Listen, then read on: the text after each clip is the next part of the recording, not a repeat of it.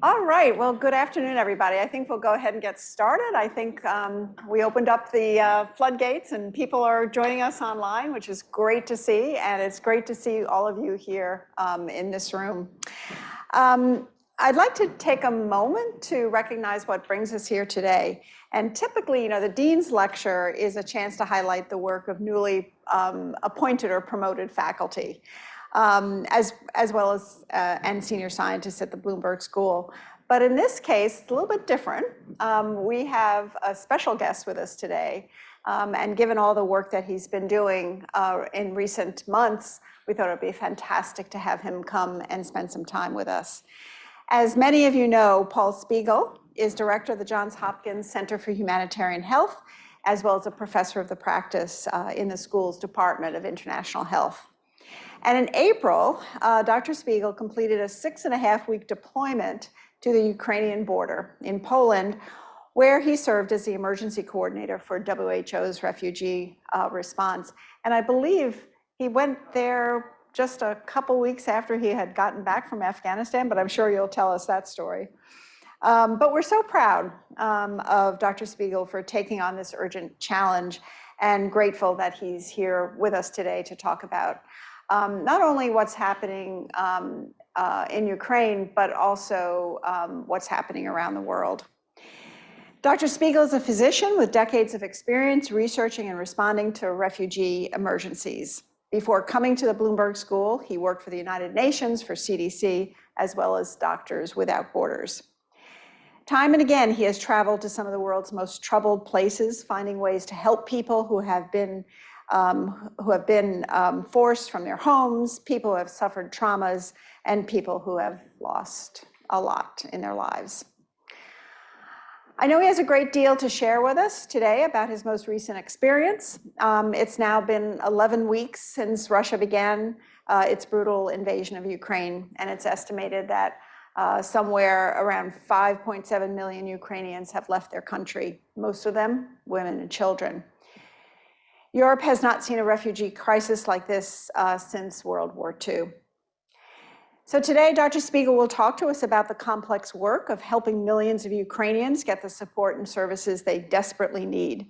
During his deployment, he heard heartbreaking stories and saw many people suffering. But I know he also witnessed some of the best of humanity, and I'm sure he'll talk about that as well. Strangers welcomed refugees, as we've seen over and over again. Strangers have welcomed refugees into their homes. Hundreds of schools opened their classrooms to Ukrainian children. And when families crossed the border with their dogs and cats in tow, volunteers made sure there was food and toys for those animals as well. Those stories are a reminder that we can and we must work to make a difference in places of conflict. What's shocking to all of us is that Ukrainians represent less than 10% of the current global refugees. According to UN estimates, there are more than 80 million displaced people in the world today. This is an issue that desperately needs our attention. I am so glad that you have all joined us here in person and online to learn more about this important issue. Today will be an opportunity to not only hear about Ukraine, but also to think broadly about what our role is as public health professionals in humanitarian crises around the world. So without further ado, it's a huge pleasure to welcome and again thank Dr. Paul Spiegel for all he has and continues to do. Paul?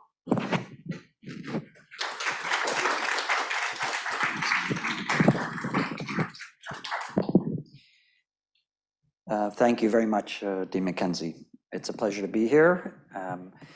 Thanks also to all of my WHO colleagues who I've worked with both in Afghanistan recently in November and December, and now most recently here.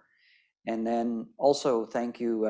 We have last evening the humanitarian health students and faculty. We had a celebration together, and I see many of them here. And it made me feel very proud to know that you are going to be the future of humanitarian health, and I think we're in good hands. It was a wonderful evening, and we really appreciate all your work, and congratulations. In a week, you'll be graduating. So I am going to start. I first have to, voila, I'm enabling the transcription. So I had the honor to work with WHO for 6.5 weeks. It was a GORN deployment, a global outbreak alert and response network deployment, the same deployment that I did with them in Afghanistan. It was based in Krakow, Poland, but I was able to visit the borders of Poland and Ukraine, as well as the borders of Ukraine and Slovakia, and then visit Romania and the Czech Republic to better understand the diversity of the response. It's quite extraordinary, and as I'll talk a little bit, you'll see this response is different than many of the other responses that I think many of us have worked in the past. We also began what was called the Refugee Health Extension, which is currently still functioning, based in Krakow. And this was, the idea of this extension was to expand beyond or with and beyond the regional office in Copenhagen and WHO, where this response is under, together with WHO headquarters. And the idea was that there's so many other issues, including Ukraine proper, including COVID. Remember, COVID's still around. And it's around seriously. So this extension was an opportunity for us to get a small group of people to be able to concentrate solely on the refugee surrounding communities. And I'll speak a little bit more about that. So this is a map of May 5th. And I just looked this morning. UNHCR has a portal, which is up online. It's here in the lecture. It's actually now, as of yesterday, was 5.98 million, and as of today, it just went over 6 million. So there are 6 million refugees in an outrageously short period of time. And I'm going to talk about this in more detail, but first I wanted to really bring it back home to who we're dealing with. It's easy for us to talk about public health and talk about numbers. But this was what we were seeing consistently. It's women and children, often very young women and children, crossing the border, and we know that the men are left behind to fight. It's incredibly painful for them, obviously, for a variety of reasons. So this was the Medica border, and this was beside is a reception center, a reception center in Przemysl, which is right near the Medica border in Poland. And I'm going to show you some other photos after this, because there were some really incredible innovations that we were able to see at the local level. So what is unique? There are many things that is unique about this crisis. First and foremost, it's the first time that an EU temporary protection directive was implemented. And I'm going to ask you to read that while I talk a little bit about it. But it's unique for a variety of reasons. It allows for temporary protection immediately, so you don't have to go through a whole asylum process that will take a long period of time. But it also, and in the yellow highlighted, it actually gives very similar access to nationals, which is quite extraordinary. So they had access to accommodation, and Dean McKenzie mentioned that host families all over Europe, and I mean literally all over Europe, were coming to Poland, to Slovakia, and then taking people to their houses, which also caused some issues that we'll talk about. Access to schools, access to healthcare. So this doesn't happen very often, where immediately the refugees, as soon as they cross the border, they have access to the same level of healthcare that a national has. I talk about this a little bit later, but we talk a lot about free healthcare, but it's not free healthcare. There are co-payments, there are, like every insurance issue, there are issues that we'll have to deal with because access will remain an issue.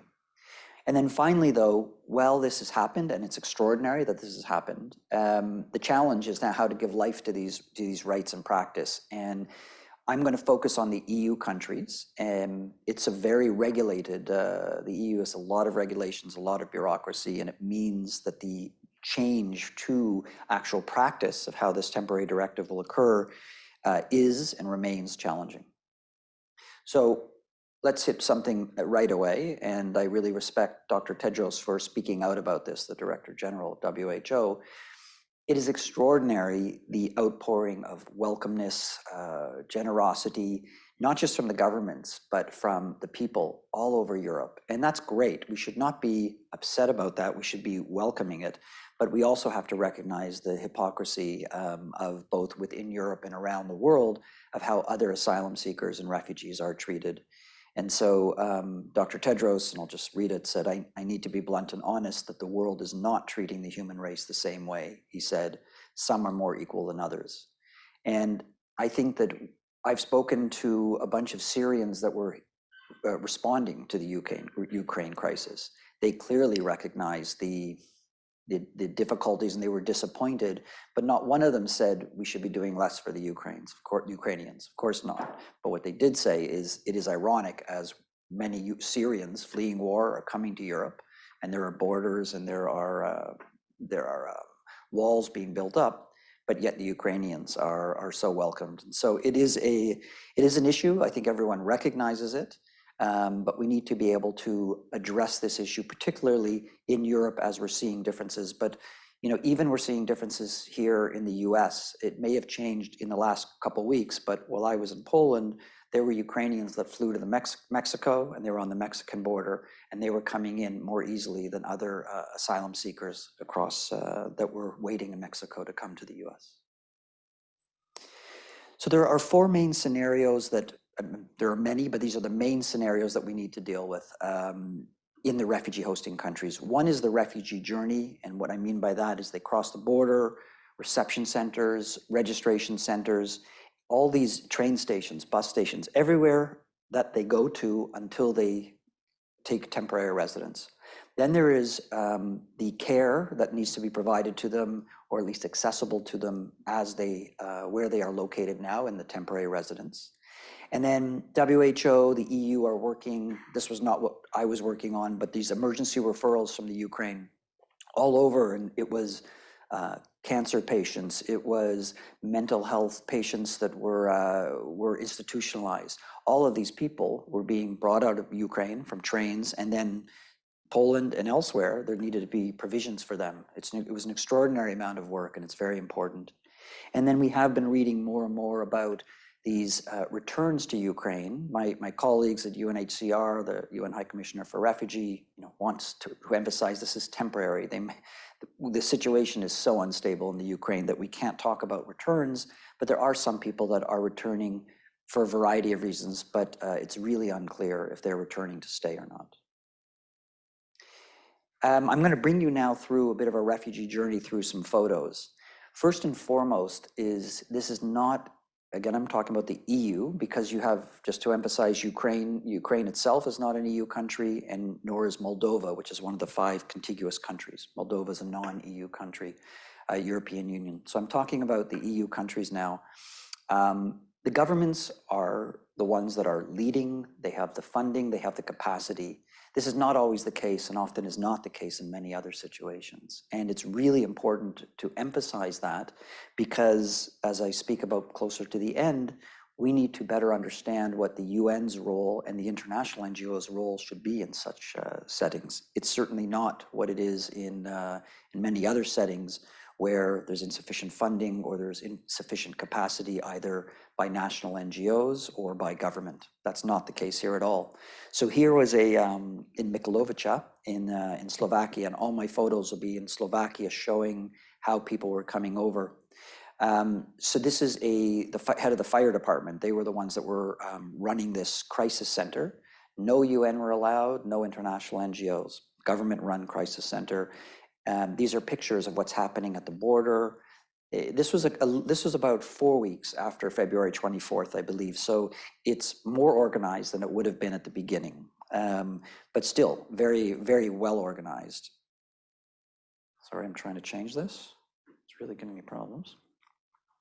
Oop, there. This is now crossing over the border. And this was a slower day. And you will see that Slovakia and a couple other countries are actually more transit countries. So many people are transiting through these countries going elsewhere in Europe. So this is, again, women and children you can see. And you can also see the Slovakian military here helping. You're going to try to help. And then in terms of the in terms of the photos, just to make sure everyone knows, these are the photos that I've taken, but I've made sure. Should I use that? Yeah. Okay, I was using this. That's good, much better. So I've made sure that the faces you're not able to see the faces. So again, women and children crossing over. It was well organized by this time. At the beginning, when I was in Poland, which was earlier on, it was much less well organized. So you had a choice. You could go transit, hotspot, or a registration center. There were not a tremendous amount of national NGOs everywhere. There were a lot of NGOs or community-based organizations working in each municipality, which makes it more complicated because you have to work in all these different municipalities. But there were two groups that were everywhere. It was the Red Cross and actually our friends at World Central Kitchen. It was astonishing how, wherever I went, World Central Kitchen was there and giving out food. So kudos to them, but also kudos to the Red Cross. And this is an example, and wherever we went, right at the border, and then in every place from a registration center, reception center, train, bus station, you had health outposts, and they were some as basic as first aid. Some were allowed to actually give medications, but that was never an issue. There was always someone there, and supplies were not an issue at this point. And who did it varied. It was Red Cross, it was national NGOs, some international NGOs, and government. This is interesting for us, at least, because this was the second time we went to this area, and that's the representative to the right of WHO, Tatul. We met a lot of young women, many without children, who, these two, for example, were being met by a friend from Italy. And so this had changed after the first few weeks in Slovakia. So now this meet and greet area, it's only people, if the refugees knew these people, were they allowed to actually come and take them and go somewhere, which was great because trafficking was a major issue there. And I'll show you some other photos of what was happening at the beginning when it was, the generosity was incredible, but there was also at the beginning insufficient systems. And that was really problematic for keeping track. And you have a lot of vulnerable women and children who did not have contacts within Europe and did not know where to go. Then right outside of when they cross the border, to the left here on my side are the buses, and there you have a choice of where to go. And these are government buses that will take you to, for example, here is the reception center in Slovakia. Here you have women, not just women and children, everyone who wishes to eat is able to eat. There's clothing.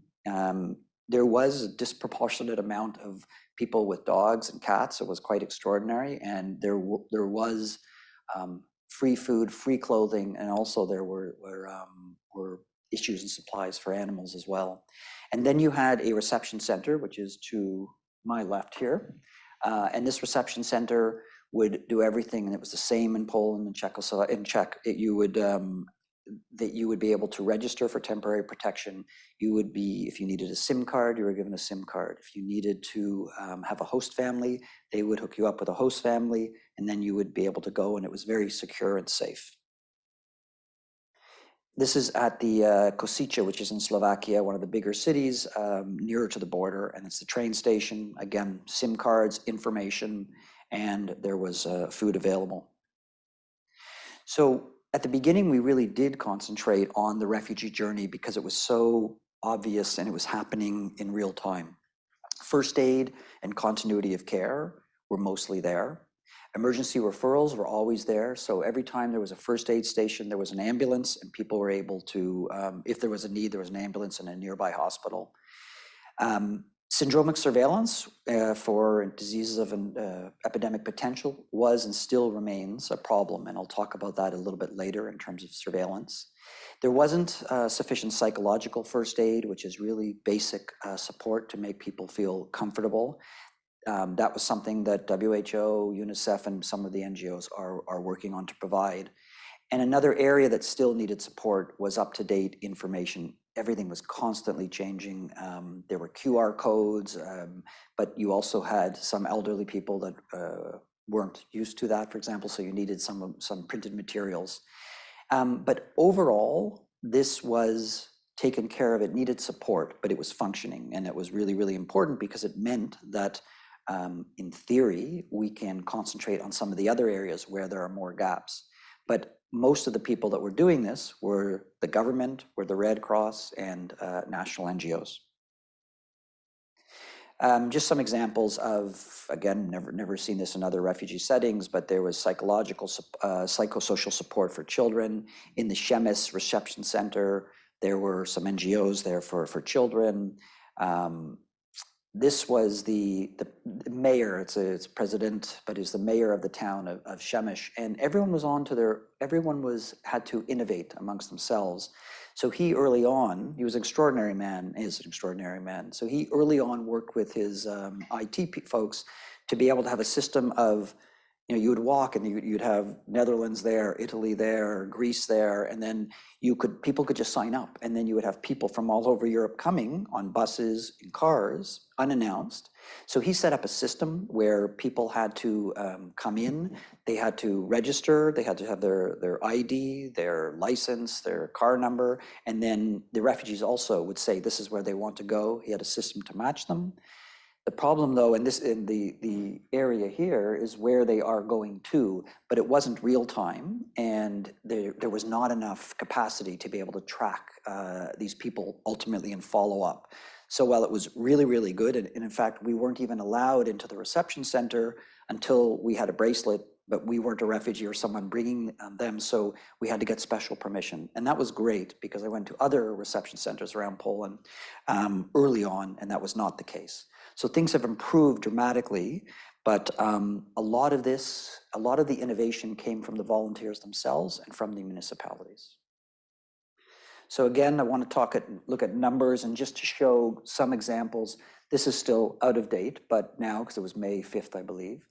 But you have Poland. So the 3.1 million people have come into Poland. I checked today, I think it's 3.5 now, are UNHCR's latest numbers. But these are the people that have crossed over, and there is documentation, passports, and they document everything. But there's the Schengen zone, which is a free trade, and people are allowed to move without documentation across the borders. Romania and Bulgaria are EU, but they're not part of the Schengen zone. So we had ideas of how many people came into Romania and then how many left. But in terms of Hungary, Slovakia, Poland, we know that they've left to so many of the other countries. But we don't exactly know where, unless in these countries they register for temporary protection, and they have 90 days to do so. So it's been complicated because the numbers can be confusing, but the latest numbers that we have is still, in terms of temporary residents, where they're residing now. Poland is still number one. We know about 1 million people have already taken up temporary residence, but there's another 600,000, 700,000 that have not signed up because they don't need to yet. And there's a lot of hesitation to sign up. Better information needs to be provided to them to know why they're signing up. And many of them want to go back. And so they feel that they may not wish to sign up at this point. So Poland's number one, then Germany, then the Czech Republic, interestingly. So while we're often concentrating primarily on the contiguous countries, and here's Moldova here, there's a tremendous amount of work going on outside, which is why we wanted to visit the Czech Republic. So public health information. One would assume, and we all assume, that we would have so much better data to work with than in many other settings, but it has not turned out that way for a variety of reasons. For example, the refugees that are registering in host countries under temporary protection, it's the governments, it's the Ministry of Interior who are collecting these data. They don't particularly want to share it. UNHCR is under their Progress database, which is a registration database. They're registering refugees for cash-based assistance, which is excellent, but not everyone's being registered, and it's still limited in numbers, but at least that data exists. In terms of early warning systems, again, it's been surprising and it's been difficult. So there were some countries putting up syndromic surveillance, but it was not consistent. And in many of the reception centers and right on the border, they weren't collecting that information. One of the reasons was that it wasn't set up with the government. The other reason was that people were coming over in such high numbers. What would you do with that information? But you could do some things, particularly if you found some of the very serious diseases. There is still reporting on international health regulations, IHR, but that's a very limited number of diseases. And then European CDC has a system, TESI, but even that is still voluntary. The governments must upload the data themselves. There's data scraping from web and social media, and that's been really interesting both in Ukraine and around to see what may be available. At this point, what we've seen primarily has been gastroenteritis and reception centers, nothing serious, thank goodness. The health surveillance systems, if we want to divide it into three, one are the hospitals and the ambulances, because they're often working together. It's been we have some data from Romania and a couple other places. It's been very, very limited. And the question is it because we're dealing with primarily a relatively healthy population, women and children that have come over and they don't need hospitalization or ambulances, or are there access issues? The other area, and I'll talk a little bit if I have time about the general practitioners and family doctors, is that these are the gatekeepers. And so in many of these systems, so sooner rather than later, these refugees will need to sign up with a general practitioner, and he or she will be the gatekeeper to the system. And we're not getting reports from them at this point. And then finally, there's a lot of private sector as well, and they've opened up generously, so they're seeing people for free, but they're not reporting. So it's been difficult to get evidence to make decisions. There's other sources, our Blue Dots, which is UNHCR and UNICEF, have these areas, these Blue Dots, which provide information and services to children and to families, often along the border, but now they're opening them in the communities. So we hope to get more information from them. And then we move to other areas, and this is some work I'll explain right now. Premise is it's a private company that was used during COVID, amongst others, and WHO has a relationship with them. It's a crowdsourcing, so you have to sign up on the app, and it's been really interesting to receive some information. I'm giving data now in Ukraine, and all of this data is open and public. In Ukraine, because they've started to do this in the refugee surrounding countries, but the numbers are not enough to actually interpret. So if you look here in terms of before, pre-invasion, cost of health services were a significant issue for the Ukrainians. Since the invasion, from March 2nd to March 23rd, we see lack of sufficient healthcare products is a major issue now, just basic supplies, but a change. And also Premise had added a question about health facilities and sustaining damage. And a number was, of course, not applicable before, 6%, and this is a major issue. At least over 160 attacks on healthcare workers have occurred, as we know, against international humanitarian law. And so this is a whole other area that's hugely important to WHO and everyone else. I mentioned the temporary residents. It's really hard to find where they are. So where the numbers are, the demographics, the location. We were in Krakow, and this is April 6th, and so there's so many more people in Krakow now, refugees. Krakow is a city of about 800,000. They say there's up to 200,000 or 300,000 refugees in that city, but you can't see them. They're not walking around overtly, I'm Ukrainian, and so they're mixed in, yet how it's going to be affecting the services from schools to health clinics to hospitals is not yet felt. And so we're going to be able to see this, but it's a huge amount of people. In Prague and in the second largest city in the Czech Republic, it was the same thing. They said we're no longer open we just have no more hosting families. Hotels have opened up, but they're full now, and tourist season is coming. So what is going to happen? We, WHO and other UN agencies and others do have access to data for good, which is Meta, Facebook. I deliberately didn't, this data is available, but I didn't want to go into too much detail. This is obviously, it's Poland. But what's very important here is, without getting into the details, is it does allow us to look at the municipalities and where people are, and then at least be able to focus on those municipalities that have the greatest density. This data is really important because we don't have other data that really allow us to go into more details. The governments may have that data, certainly those that have signed up for temporary protection, but it's not being shared. So in terms of temporary residence, just looking at the time, some of the main health issues, and this is an area that we all have to really turn to more in a more concerted way, while still following the refugee and the refugee journey. But that was what was the biggest focus at the beginning, understandably, and it's so overt. But you have all these people all over these European countries, they're melding in, and we need to look at various health issues and health systems building blocks. So one is hospital capacity. We had assumed, like we've seen in many other countries, particularly Jordan and Lebanon with Syrian refugees, we just had assumed that the hospitals would be overwhelmed pretty quickly.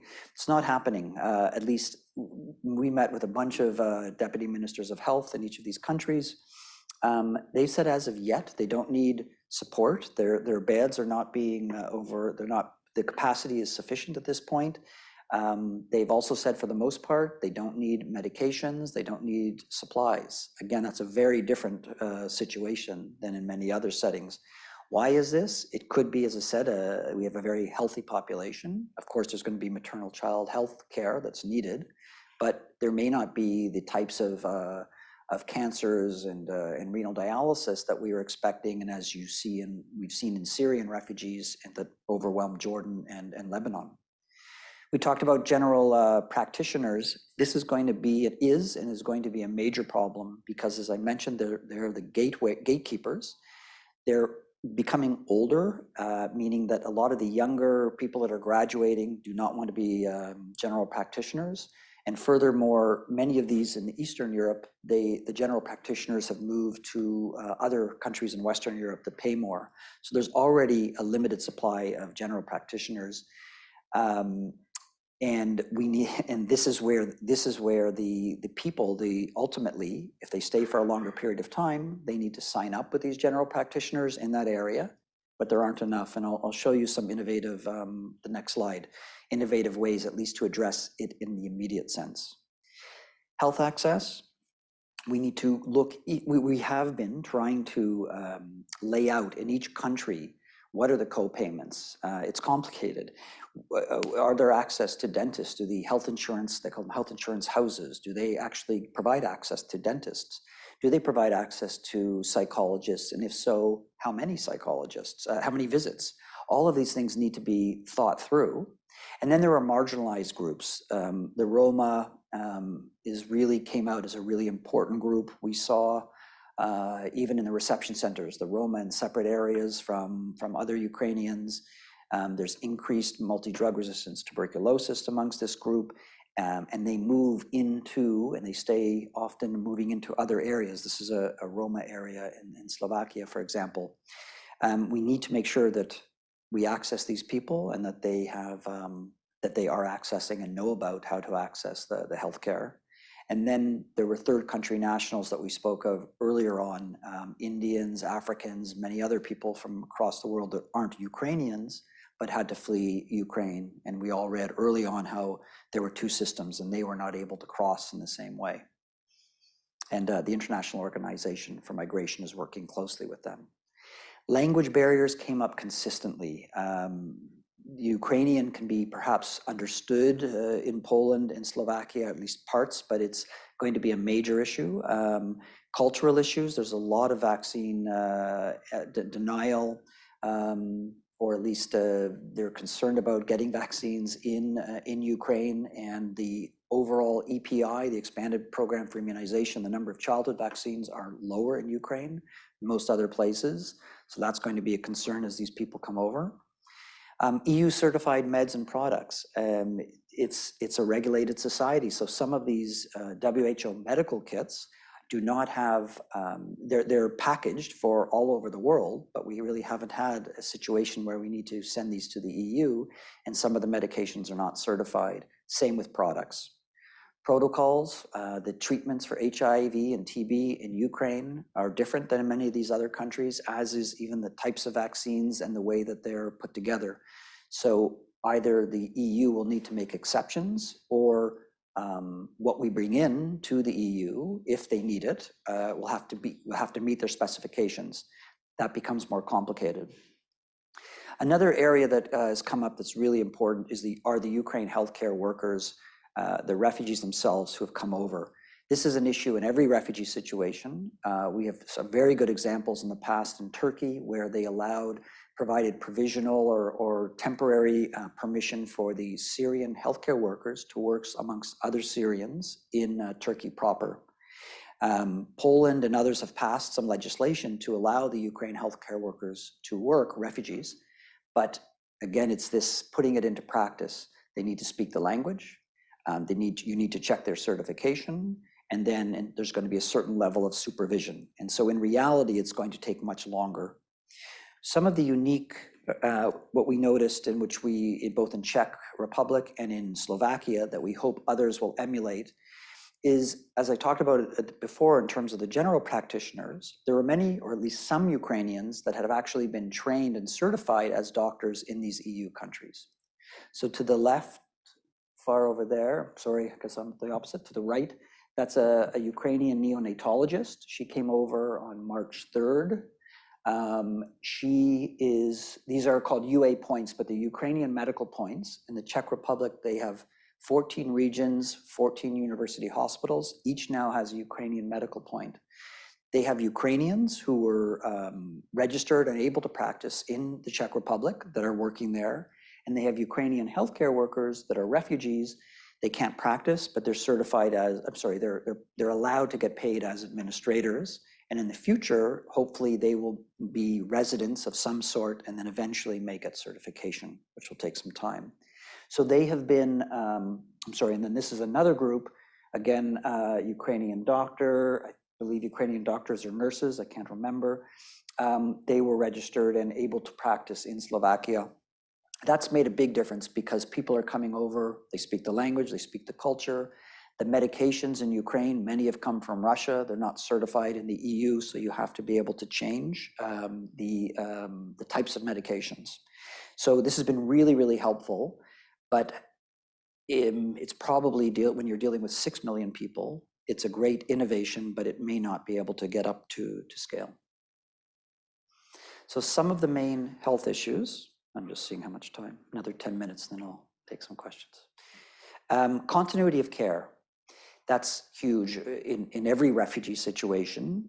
For the moment, we will need to do better community surveys and surveys to really understand the access. That hasn't been done, but this group premise was looking at this from the crowd-based sourcing.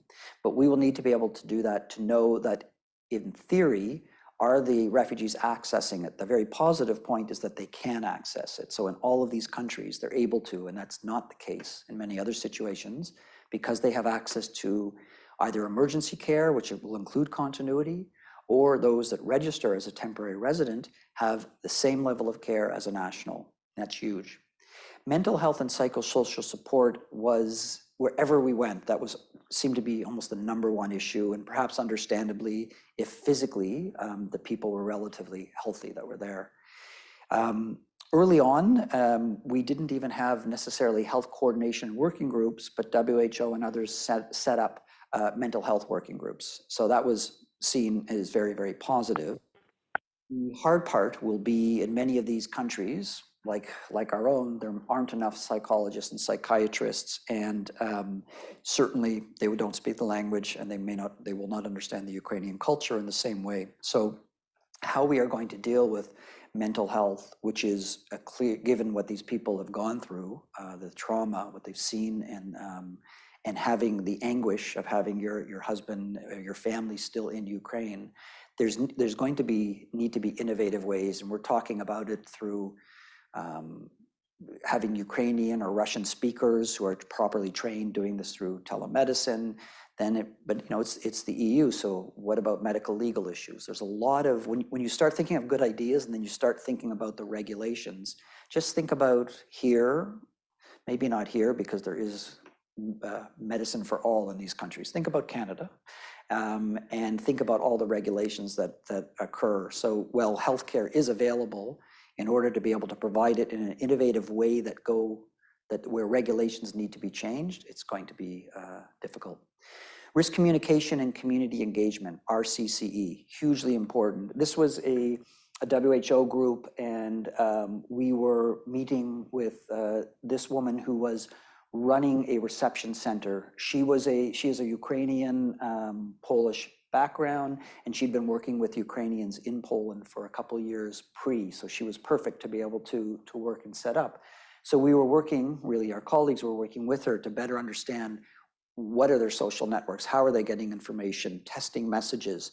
It's so important. And what we found is a lot of the ministries of health are not as, I don't want to say not concerned, but their focus is on hospitals, OPD, certification. Their focus is not on the community, yet we have to look at the refugee from the beginning when they arrive in this country, their community's access to healthcare. So RCCE, in the past in humanitarian settings, it may not, meaning decades ago, probably was not as focused upon. I think given in our world, at least Ebola, and now with COVID, I think we all know the importance of RCCE. And it's going to be a major issue. And the issues I'm listing here are the areas where we need to, as an international community, work harder to support the governments that will ultimately implement. Childhood vaccinations, these references are WHO's come out pretty quickly with references overall public health situation as well as what to do with vaccines. This is going to be a major issue for a variety of reasons. Ukraine has a lower vaccination rate, childhood vaccination rate. You have a couple other of the EU countries that also have some lower vaccination rates than other countries. For a child to go to school, they have to be vaccinated. At least 50%, we don't know the numbers, don't have their vaccination cards. So what do? In practice, you have to revaccinate from scratch. You have a vaccine hesitant population. Some countries will say, well, at least at the beginning, we'll let them go to school and we'll work with them to get the vaccinations. Others are saying they can't go to school. And on top of that, you have the Ukrainian government, understandably, that wants their people to come home as soon as feasible. So they're offering school online in Ukrainian. So there'll be a lot of issues here in terms of vaccinations, and there just needs to be one outbreak in these schools, whether it was from a refugee or not, that will cause a lot of resentment against the refugees. So it's very concerning. Disease outbreaks remaining concerning, particularly, of course, measles is one of the biggest ones, and the childhood vaccination rates amongst the Ukrainians was lower. But we talk a lot about COVID, and COVID is and remains hugely important. It was interesting and complicated. So at the beginning, you had so many people coming over, it was not feasible to do COVID tests, number one. Number two is, what are you going to do if someone is fleeing for their life and fleeing a country? You're not going to quarantine them. It's not even possible to do so. So in the end, COVID tests were not offered except for those who wanted them, and no one really did want them, except if you had symptoms. COVID vaccinations, all COVID tests, COVID vaccinations are all free. Going around meeting, people most of the Ukrainians at this point did not want any COVID vaccination. And talking, and it was very biased, the people I spoke to were limited, but this was not a priority, understandably, for them right now, given that they just lost everything and their partners are not there with them. So COVID remains an issue. So far, to our knowledge, the governments may know better, but they're not necessarily sharing that data, but there do not appear to be significant increases in cases, or I should say, hospitalizations due to COVID at this point.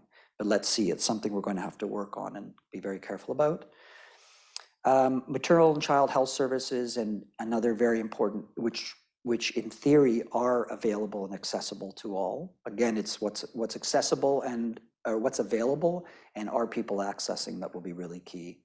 And then gender-based violence services is another area that UNHCR, together with WHO and others, are trying to map out because of the amount of violence that we have been, gender-based violence that we've been hearing about in Ukraine. Few cases so far, to my knowledge, have really come forward, and that's a whole other issue in terms of stigma and discrimination in this area.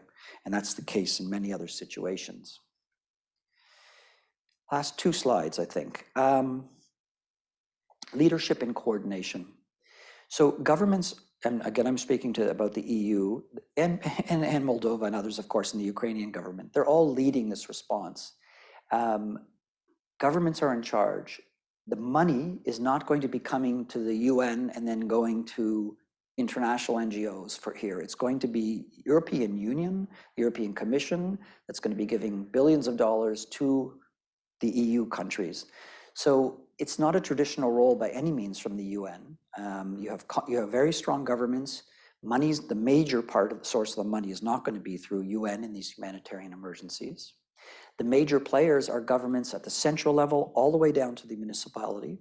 The major players are local NGOs and particularly CBOs, community-based organizations, and I'm distinguishing them because you just have lots of them in each of the municipalities. And what we kept on hearing is, well, there may be money at the central level, it's not trickling down to the CBOs and the municipality. And then, of course, the Red Cross and the volunteers were incredible. They're overwhelmed right now. They're seeing trauma. The need for mental health support for the volunteers is extraordinary. We've talked about, since 2016 in the Humanitarian Summit, something called localization, which really means let's let the governments and let's let the national NGOs and those communities lead the response and run the response. Let's give the money to them. Here we have an example of where that is happening. But what will be the role of the UN and the NGOs in these settings? I think we've recognized it's going to be more technical. It's not going to be as much funding and provision of services. When I was there, we were still trying to understand what would be the most appropriate role for the UN, and in particular the coordination mechanisms, because all of the coordination mechanisms, whether it's the refugee coordination mechanism led by UNHCR, or in other non-refugee settings, the cluster coordination system, it's a heavy coordination system, and it's not appropriate in this sort of situation. UNHCR knows that. They're trying to make changes, but this is going to be a lesson learned in the future if, as governments and national NGOs become stronger and more capacitated, the UN and the international NGOs are really going to have to think through what is it going to be their role. And finally, the future challenges. Besides Ukraine itself, which is clearly a protracted conflict, and it's going to last, it appears, for a long period of time, I'm worried that right now, I think we're all worried right now, that the governments are able to handle these 6 million people. And it's amazing what they've done to be able to handle that. And it appears, at least, as if the capacity of the health system is not yet overwhelmed. But what's going to happen when you're a host family and you expected to host someone for a couple weeks and it's months or a year? What's going to happen in hotels where the governments, I didn't say this, but the governments are paying in most situations, host families, they're paying hotels, but in hotels, they're not paying the same price that someone in the peak season is going to be happening, and the peak season is now in many of these situations. So shelter is going to be one of the biggest issues. Are host families, and this already is happening, are they going to say, I can't host this family anymore? Where are these people going to go? And same with the hotels.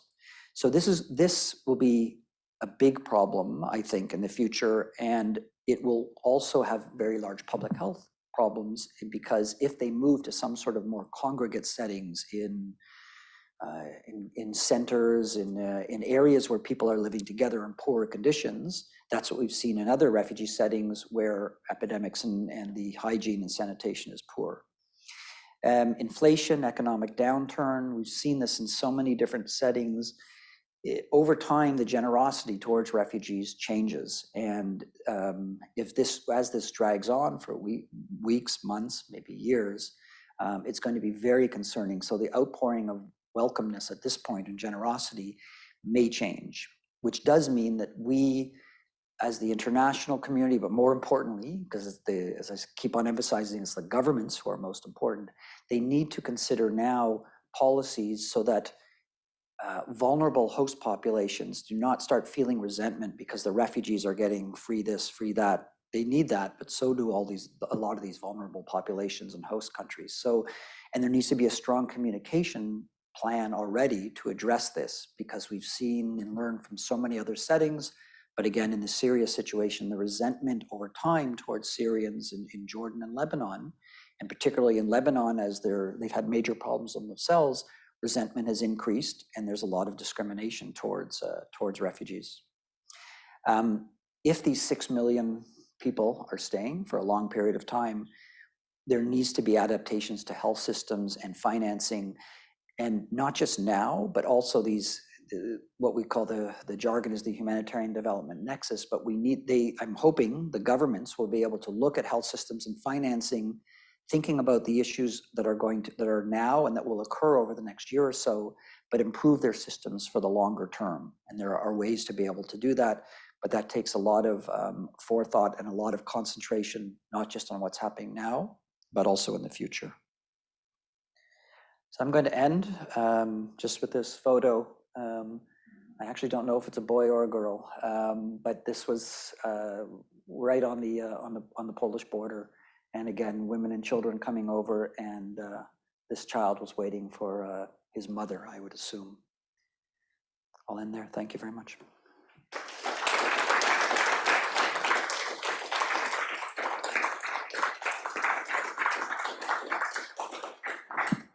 Okay, so we have a few minutes for questions.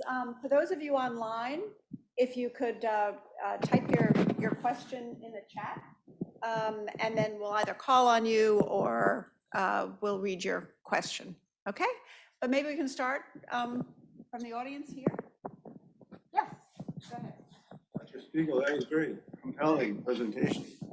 Is the aid being coordinated well? We have multiple nations and agencies all trying to help. Is there a network that allows them to coordinate their activities? Yes, but I would say, unlike in other situations, right now, what's really more needed, what's not needed is in-kind donations. What's needed is funding, primarily to these governments. Again, Ukraine proper is very different. It's a more traditional situation in terms of conflict. So I've been receiving, and I'm sure we all have been receiving, requests from doctors and nurses everywhere. How can I get involved? What can I do? It's not a traditional response. We don't need hundreds and thousands of doctors or nurses to be actually going there. And similarly, in terms of aid, we need to make sure that the UN and the international NGOs, the aid that they're receiving is going to both the central governments, but also the municipal governments. And it's that area that I think I'm still a little bit concerned about, is how can we make sure that the municipalities and all of these refugee hosting countries are getting the money that they need. And that, again, will be governments, that the central governments primarily, that will decide that. You had so many psychologists that were volunteering with these community-based organizations. They can't continue to do it. So there needs to be money and positions made for them. Thank you. Ellen? Yes. Those medical points that were established, who started those? How were they located? And has it shifted with time according to the need of the population? Or once they've been established via those decision-making multilateral sort of things, that's all that is out there? Yeah. So they were, which is nice, which we've seen happen a lot in this situation. It was organic. So the first one, at least that I saw, was in Slovakia, and it was the university hospital. It said, we have Ukrainian trained doctors certified here. We're going to start it here. But in an area, Kosice, which is, there are lots of Ukrainians, refugees that are there. So, and then in Czech, the Republic, it was decided, I think, in some of the university hospitals, and then the government said, we'll just do one in each of the 14 university hospitals. As I think you're suggesting, the key will be now to try to emulate that and know where most people are. Because if I wasn't clear, that when they're moving across the country, that's fine. They're moving and they have the minimal care they needed. We really need to understand better where all these people are, and then these Ukrainian medical points need to be located in those areas. But there still are a limited number of Ukrainian medical healthcare workers that are certified in these host countries. So that still is going to be a limiting factor. But they should be able to, I hope, sooner rather than later, they or other doctors that are certified in that country, nationals, I'm hoping will be able to work much closely with refugee healthcare workers. Again, a lot to think about, because you don't want all of Ukraine's refugee healthcare workers outside of Ukraine getting paid potentially more than they would be getting Ukraine and not coming back. So there's a lot of potential disruptions to the health systems that we need to consider. We do have I'm gonna switch to online for a minute. So Jonathan Savold has a fairly long question, so we're gonna ask him to turn his mic on and ask his question? Jordan. Jordan, I'm sorry, Jordan. Hi. Thanks so much. And thank you for the fantastic talk. I enjoyed it. So I really appreciated hearing the unique examples around how the Ukrainian government has successfully managed a lot of components of this disaster. And I was curious if there are lessons learned from this response around localization and how other LMICs in the future can develop a similar response to lead their own humanitarian disaster response moving forward. Yeah, thank you, Jordan. One of our humanitarian health students that's graduated. You know, I think at least I'm still thinking through everything. There certainly are lessons learned from everything from how to support the communities in a more concerted way, number one. Number two is how best to use refugee healthcare workers in the future, something that needs to be more automatic and more quickly done. But it's going to be harder in terms of having governments in some of the low and middle income countries that are either willing to open up, particularly their economies. You know, probably one of the most unique things here is that in most refugee settings around the world, there is some sort of healthcare that's available. There's some sort of education, but it's very rare that governments will say, you are now allowed to work in the same way as a national. And that has huge economic implications. So that'll be more difficult, I think. But I think there could be, and I'm sure there will be, lessons learned also in terms of how the UN and the international NGOs can and cannot work in these LMICs, these low and middle income countries. I think we still, as the UN and the international community, come in, and we need to better figure out how to give more space to governments and to national NGOs. And I hope that's going to be one of the lessons, as well as some changes in the way we coordinate. So we have another, and we'll get back to the audience in a minute, but we have another question online from Bob Lawrence. Bob, do you want to ask your question? Yes, thank you, Paul. That was terrific. I just had a question about the Ukraine crisis making a new set of opportunities for ICRC and Red Cross collaboration. Yeah, I think what you're getting at, so within Ukraine, again, a different situation which I wasn't dealing with, the MSF, the ICRC is really doing an extraordinary work with the Ukrainians themselves in terms of providing for the wounded, both soldiers and the public. I'm not sure, Bob, if there's more specific than that you're thinking of. Well, just the information and the communication. I mean, ICRC is traditionally, as you know far better than I, reports back to its host government only. And here we're dealing with movement of people from ICRC area to the EU with the Red Cross activities. Is there transfer of information that would be relevant for the Ukrainian refugees?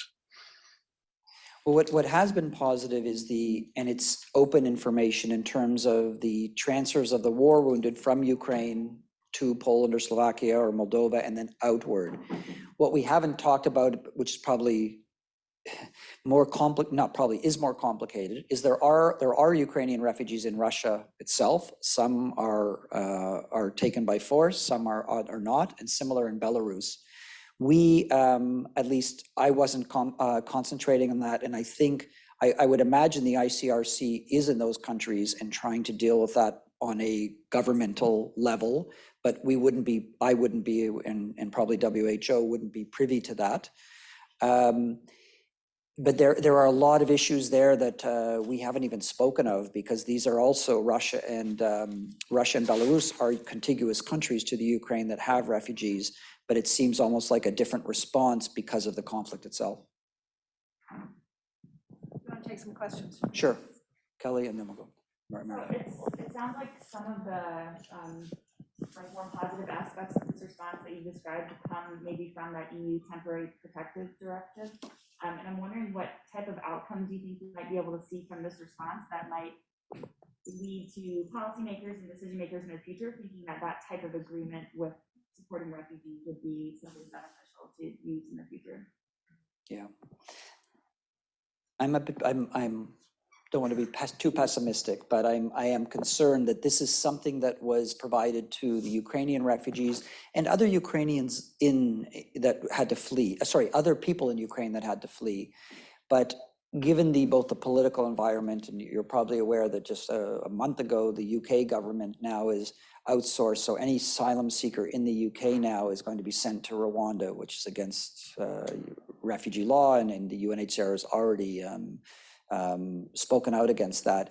Given what we've seen in some of the other countries, Hungary, in terms of migrants and asylum seekers, I'm not hopeful at all that this will be expanded or extended to others, except perhaps, hopefully not, if something happens in Moldova, I imagine that would be the same sort of thing, but then opening it up to other non-Europeans, I would sadly have my doubts. It's just the political climate is really not it's conducible to something like that at this point. I don't believe. It'd be wonderful. It's a great, but it does have, I mean, this does have serious economic effects on the war itself, and then also absorbing this many refugees. It may have some very positive effects too. As we've seen, refugees you often add to a local economy, but there could be concern. Most refugees will say, and I believe they will go back to Ukraine. It's not really an issue. Their family, their husbands and partners are there. Some, though, that are maybe younger and single may not, and may be searching for a better life elsewhere. Anyone else? Yes, Maria? So early on in one of your slides, it said that about 700,000 Ukrainians have fled into Russia.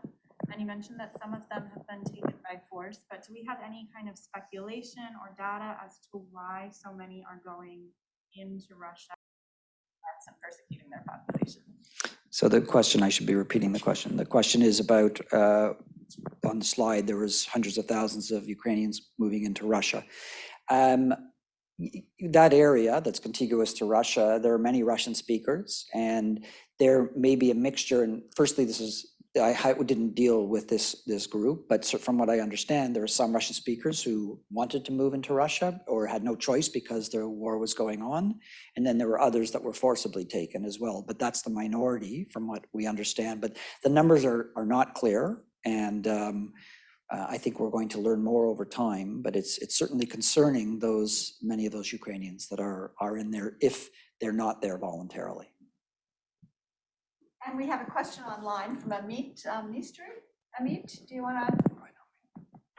Yeah, hi, thank you, Paul. I was just really curious if you have, in a sense, of urgent research questions or urgent research needs that are coming into play, or is that research really just not a priority right now? That's Amit from the NIH. Yes, thank you. And I'm sitting in front of the Dean of Johns Hopkins, so if I said no, that wouldn't go over well. Of course, there are so many research questions that can occur. I mean,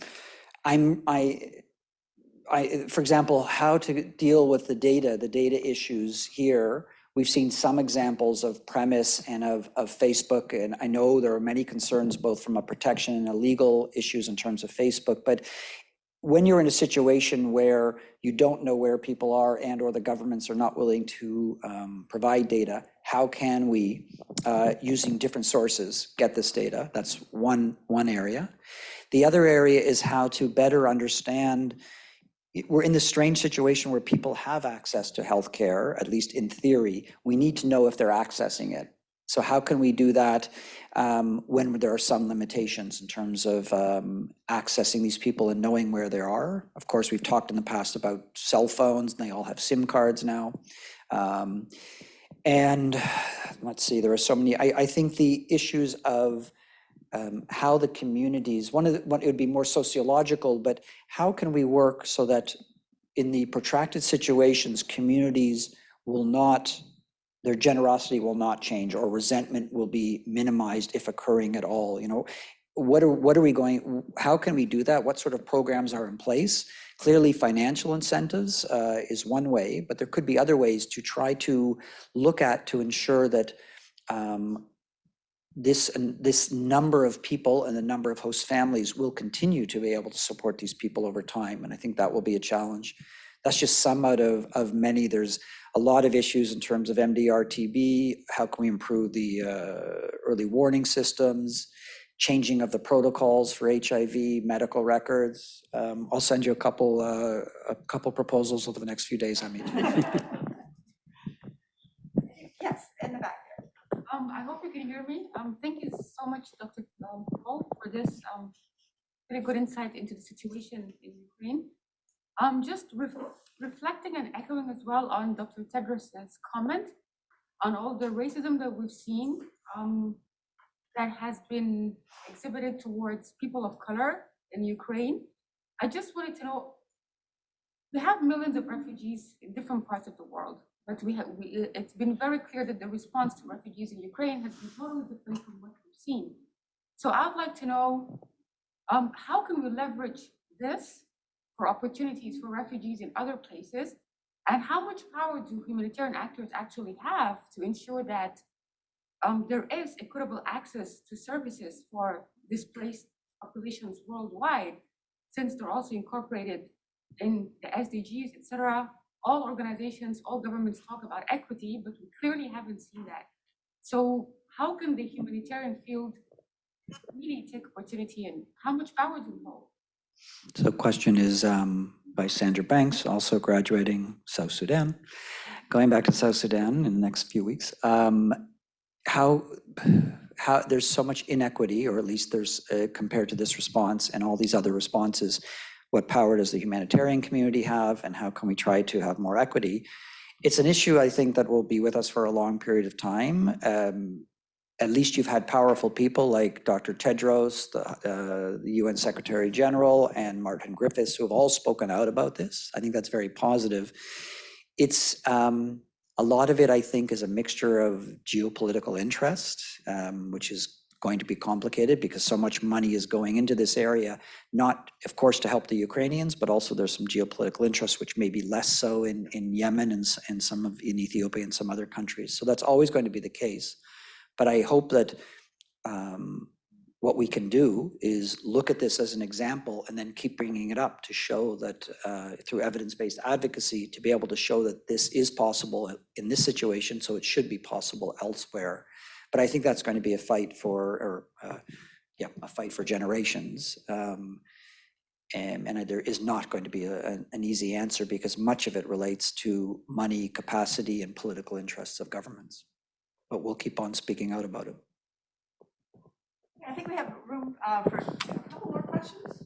I had a similar question, actually, to piggyback off that. But I was wondering if there's any kind of acknowledgement on the ground of the double standard, like, I mean, for the operational actors, if that's coming up in discussions or with the governments, with the organizing agencies, or if this is something that maybe higher level people are speaking out about, but on the ground is not acknowledged.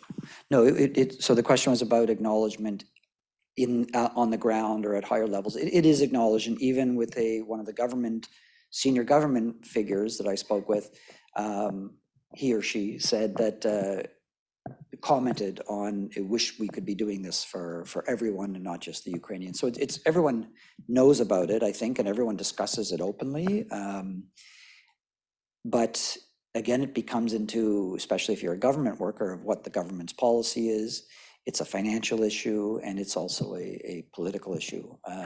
But it's not as if everyone, I think, from the ground up is not aware of it, and they're aware, and they're talking about it, but no one is saying it's just the correct thing, we should do less. Of course not. But they're recognizing the double standards for the migrants and asylum seekers and refugees that are not from Ukraine, who are all over Europe. And we saw what happened just a few months earlier in Belarus, what Belarus was doing with some of the migrants and asylum seekers. So it's still there, and the governments are still there who were very anti-migrant. You've got already some countries that will remain like that, and so they've opened up to Ukraine, but still feel the same about a lot of the other migrants and refugees that are either there in their country or willing to come or wishing to come to their country. So the problem is going to remain. I don't think we're going to see a massive change in some of these EU governments because of the Ukrainian crisis to opening up to other non-Europeans would be my feeling. All right, we'll give the last question to Keith West, who is online. So Keith? Paul, thanks so much for this talk, giving us this kind of traction on the issues there. You mentioned Red Cross is there practically everywhere. Do you have a sense of how the funds flow through the Red Cross? For those of us with quarters in our pocket, would you recommend ICRC, Ukrainian Red Cross Society, or the other societies? Or do you have any sense of how funds flow and where our limited dollars would be most efficiently used?